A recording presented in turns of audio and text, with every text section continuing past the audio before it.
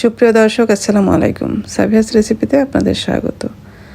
আজকে আমি সবজি দিয়ে খুবই মজার এবং হেলদি একটা নাস্তা তৈরি করে দেখাবো।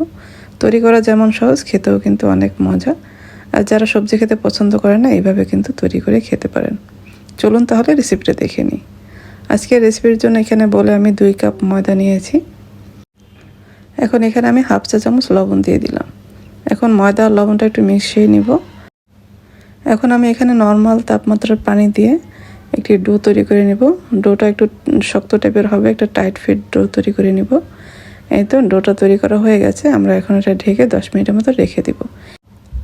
এখন আমি নাস্তার জন্য পুরটা তৈরি করে নেব। এখানে আমি গাজর কুচি নিয়েছি, বাঁধাকপি কুচি নিয়েছি, ক্যাপসিকাম কুচি নিয়েছি, পেঁয়াজ পাতা কুচি নিয়েছি, ধনিয়া পাতা কুচি, কাঁচামরিচ কুচি, পেঁয়াজ কুচি, তারপর সয়া সস দিয়ে দিলাম, টমেটো সস, চিলি সস, সামান্য পরিমাণ লবণ দিয়েছি, গোলমরিচের গুঁড়া দিয়েছি। এখন সব কিছু খুব ভালোভাবে মিশিয়ে নেব। মেশানো হয়ে গেলে এটা সাইডে রেখে দিব।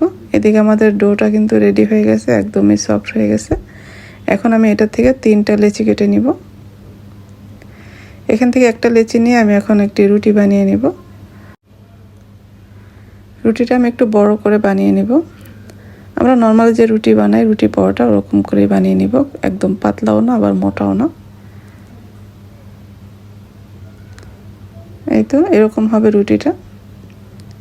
এখন রুটিটার মধ্যে আমি যে সবজির পুরটা রেডি করেছিলাম, এখান থেকে পুরটা দিয়ে দিব। পুরো রুটির উপরে এভাবে সুন্দরভাবে বিছিয়ে দিব। তারপর রুটিটা এভাবে রোল করে নিব। একটু চেপে চেপে রোল করে নিতে হবে, যেন মাঝখানে ফাঁকা না থাকে। তারপর আমি 2 সাইডটা একটু মুড়িয়ে দিব। এই তো এইভাবে কিন্তু আমি এখন সবগুলি রোলেই বানিয়ে নিয়েছি। এখন এটা আমরা স্টিম করতে দিব। স্টিমের জন্য আমি এখানে চুলায় আমি একটা হাঁড়িতে পানি দিয়েছি। এখানে আমি আমাদের রাইস কুকারটাই নিয়েছি। রাইস কুকারের মধ্যে পানি নিয়ে উপরে স্টিমারের উপরে আমি একটু তেল লাগিয়ে নিয়েছি, যেন এটা লেগে না যায়। এটা আমি এখন ঢেকে 10 মিনিট মতো জাল করে নেব। 10 মিনিট পরে ফিরে আসলাম। এটা আমাদের হয়ে গেছে। আমরা এখন এটা নামিয়ে ঠান্ডা করে নিব।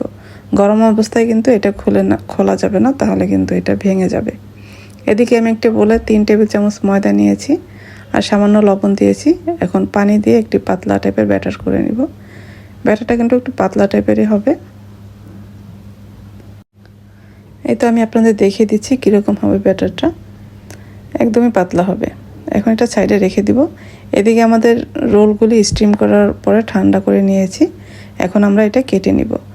যে যেরকম পছন্দ সাইজ মতো কেটে নেবেন। আমি এভাবে একটা রোলকে 4টা ভাগে ভাগ করে নিলাম। এইভাবে আমি এখন সবগুলি রোল কিন্তু কেটে নিব। সবগুলি রোল কেটে নেওয়া হয়ে গেছে। আমরা এখন এটা ভাজতে চলে যাব।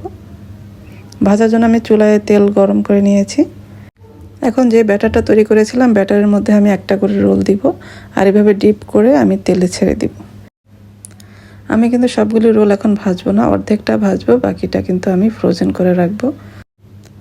এটা চাইলে কিন্তু আপনারা তেলে না ভেজে নর্মালিও খেতে পারবেন। যারা তেলে ভেজে খেতে চান না বা তেলে ভাজা পছন্দ করেন না, তারা কিন্তু নর্মালি খেতে পারবেন। এটা খুবই একটা হেলদি একটি নাস্তা। এখন আমি নাস্তাটা উল্টে পাল্টে একটু সময় নিয়ে ভেজে নেব। এটা কিন্তু একদমই ক্রিস্পি হবে, অনেক বেশি ক্রিস্পি হবে এটা। এটা খেতে কিন্তু অনেকটা স্প্রিং রোলের মতো লাগবে।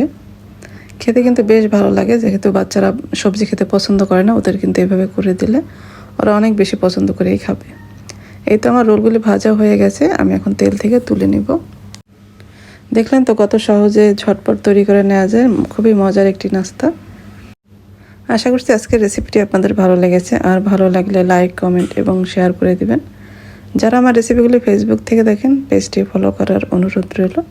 আর যারা ইউটিউব থেকে দেখেন, চ্যানেলটি সাবস্ক্রাইব করার অনুরোধ রইল। সবাই ভালো থাকবেন। পরবর্তী রেসিপি দেখার আমন্ত্রণ রইল। আজকে এই পর্যন্তই। আল্লাহ হাফেজ।